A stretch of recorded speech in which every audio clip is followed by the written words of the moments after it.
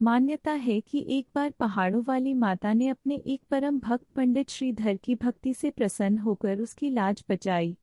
वह निसंतान होने से दुखी रहते थे।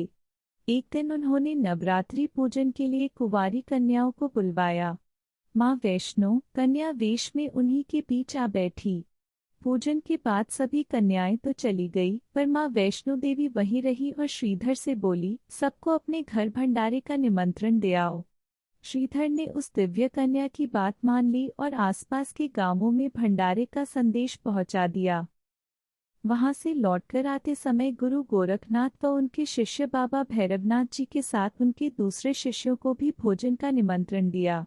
भोजन का निमंत्रण पाकर सभी गांववासी अचंभित थे कि वह कौन सी कन्या है जो इतने सारे लोगों को भोजन करवाना चाहती है।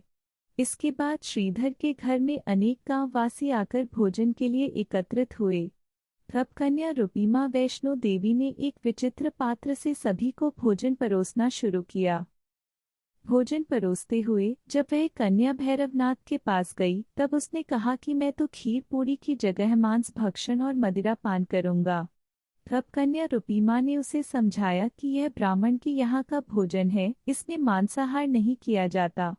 किंतु भैरवनाथ ने जानबूझकर अपनी बात पर अड़ा रहा।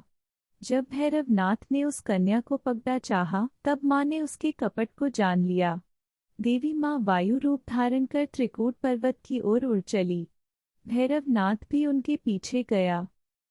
माना जाता है कि माँ की रक्षा के लिए पवन पुत्र हनुमान भी थे। मान्यता के अनुसार उस वक्त भी हनुमान जी माता की रक्षा के लिए उनके साथ ही थे। हनुमान जी को प्यास लगने पर माता ने उनके आग्रह पर धनुष से पहाड़ पर बाण चलाकर एक जलधारा निकाला और उस जल में अपने केश धोए। आज यह पवित्र जलधारा बाणगंगा के नाम से जानी जाती है, जिसके पवित्र जल का पान करने या इससे स्नान करने से श्रद्धालुओं की सारी थकावट और तकलीफें दूर हो जाती है। इस दौरान माता ने एक गुफा में प्रवेश कर 9 माह तक तपस्या की। भैरवनाथ भी उनके पीछे वहां तक आ गया। तब एक साधु ने भैरवनाथ से कहा कि तू जिसे एक कन्या समझ रहा है, वह आदिशक्ति जगदम्बा है, इसलिए उस महाशक्ति का पीछा छोड़ दे। भैरवनाथ ने साधु की बात नहीं मानी। तब माता गुफा की दूसरी ओर से मार्ग बनाकर बाहर निकल गईं। यह गुफा आज भी अर्धकुमारी या आदिकुमारी या गर्भजून के नाम से प्रसिद्ध है। अर्धकुमारी के पहले माता की चरण पादुका भी है। यह वह स्थान है जहां माता ने भागते भागते मुड़कर भैरवनाथ को देखा था। गुफा से बाहर निकलकर कन्या ने देवी का रूप धारण किया। माता ने भैरवनाथ को चेताया और वापस जाने को कहा, फिर भी वह नहीं माना। माता गुफा के भीतर चली गई। तब माता की रक्षा के लिए हनुमान जी ने गुफा के बाहर भैरव से युद्ध किया। भैरव ने फिर भी हार नहीं मानी। जब वीर हनुमान निढाल होने लगे, तब माता वैष्णवी ने महाकाली का रूप लेकर भैरवनाथ का संहार कर दिया।